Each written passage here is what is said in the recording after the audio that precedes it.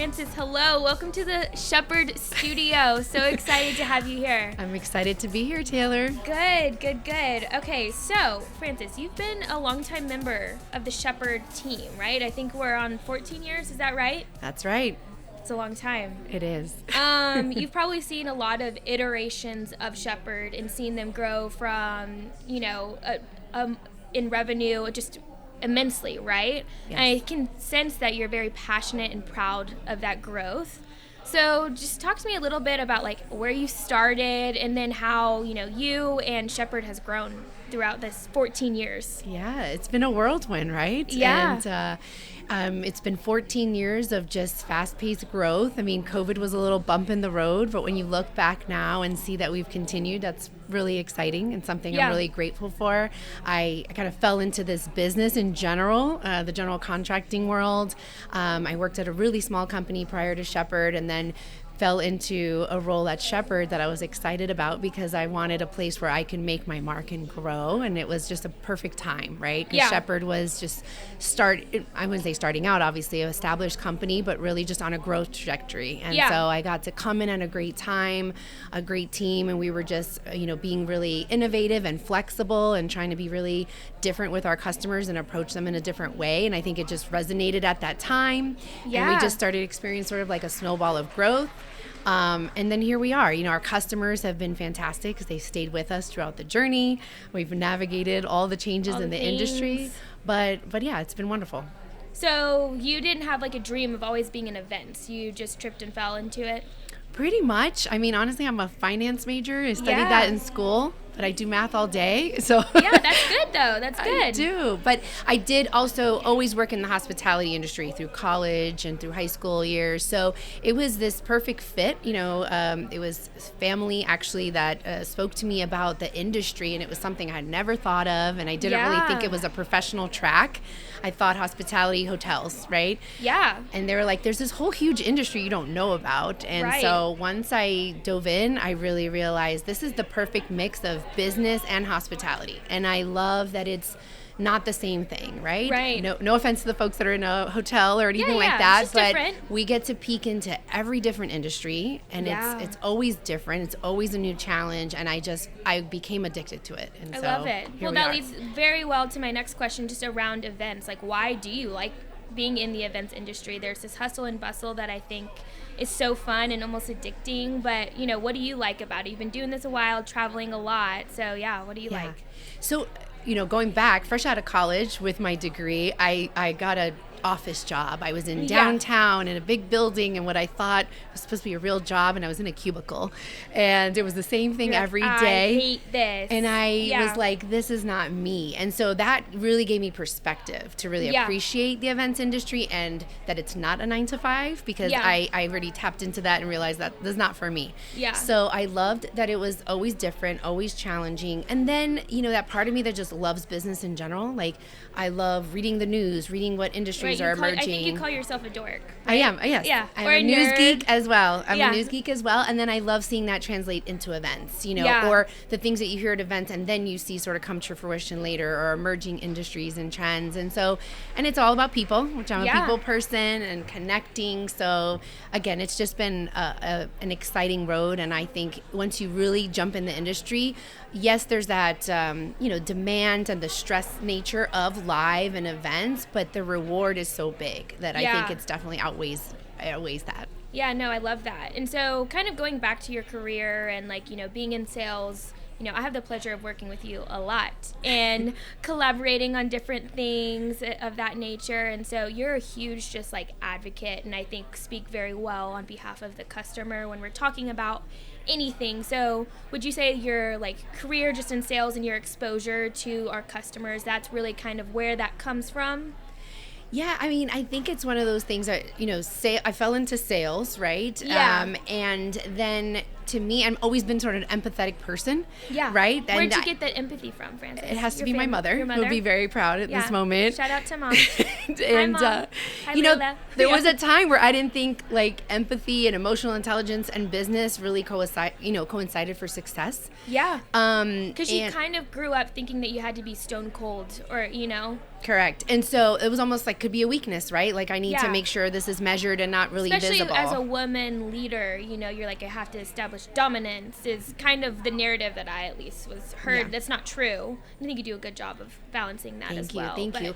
But then sales and customer service is all about, you know, very emotional, right? Like if you think about it, your customers work with who they like and who they trust. And so if you are not authentic, and you don't have empathy for their role, their position, what they're trying to accomplish, like you will not build those connections that get you these long-term partnerships. So it was just, I got to be my natural self, which is a very caring, loving person, and then try to translate that always into business, whether it's thinking of our customers or thinking of our associates. You know, I love that now it's a lot more popular to talk about emotional intelligence and how it's more of a key to success and supports you being successful. Yep.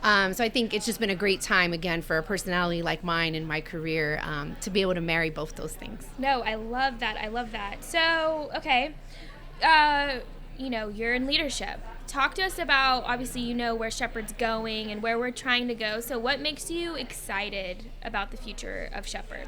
Yeah, I feel like there's just so much more for us to do, right? And I think it's parallel to the excitement of the industry, right? Like we're certain of the value of face-to-face, right? Coming out of COVID, just seeing how much the demand was. We're navigating all the changes in work from home and still trying to stay connected. So like we know events are here to stay, but then we're challenged with like, how do we keep this fresh and new? And how do we keep evolving? Yeah, like how do we meet the demands of your generation, right? Yeah, like there's all these new generations and it keeps us on our toes, but I definitely just feel like we just, we have a lot of things that we can continue to grow into, more creative, more strategic, more interesting experiences. Like how do you just keep upping the level? The Emily in Paris idea that you love to say, you're like, give me the Emily in Paris idea. Yes, you know? Emily in Paris, kind of always something new, and then we get to share those ideas and hopefully keep everything fresh. So I love that. So okay, kind of going back to Shepard too. What makes Shepard special? And you know, you've been here 14 years, so I think you have a lot of time invested. I imagine the people keep you here, but why do you think Shepard's like a unique place to work, and what's kept you here? Yeah, I mean, again, it can sound cliche, and I know that it's the culture, which is the people, right? Yeah. And I think I believe in a lot of servant leadership and humility, so that's definitely been what got me here and kept me here. Yeah. Is that I believe even in my role now and speaking with all of leadership at Shepard, we're just a very humble group that is still thinking of the everyday associate and the everyday challenges that they face, that we haven't disconnected that much from what the real work is. Right. So I love that. I love that we're authentic, we have fun at work, we work really hard as well. Yeah. But we can still, again, be ourselves and really enjoy the process. And I think that's what the balance, like that we talked a little bit about, it's a high stakes industry and there is some stress involved, but if you can really enjoy the people you work with, that's what makes it motivating to stay. Right. And so I think that's the secret sauce. Yeah. I agree.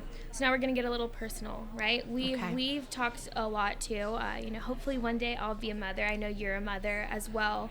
And I think, you know, you've shared it's a hard industry just because of being on the road, being that road warrior, and navigating being a mother. So how do you handle that? How is that? I know Layla's now 5 years old. Yes. Happy birthday. Yes. Layla, you're famous now. Yeah, you're famous.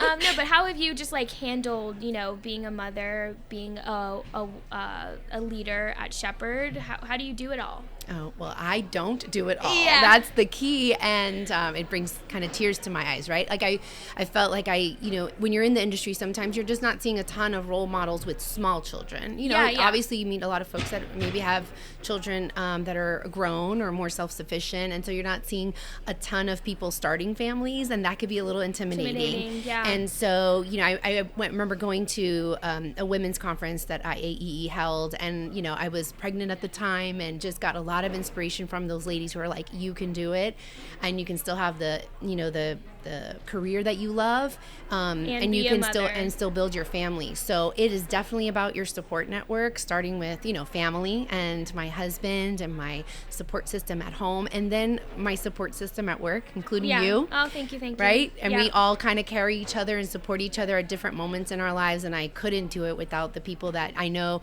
want me to succeed doing it all. And, something sometimes has to give, but we all, I think, help each other out, and that's what's been great about this journey. So I hope, and I think I hear it from some of the associates, that, that it's nice to see a person in my role with a smaller child in this industry, and it gives other people the confidence, like, I can do it too. So that makes me happy. You have definitely inspired me. So hopefully one day. Let's get started, Taylor. One day, I know. The nation needs it. More people, right? Please time that perfectly when we can be without you for 3 months. Yeah. Okay. So never. No, I'm just kidding. Hopefully one day we'll make that work.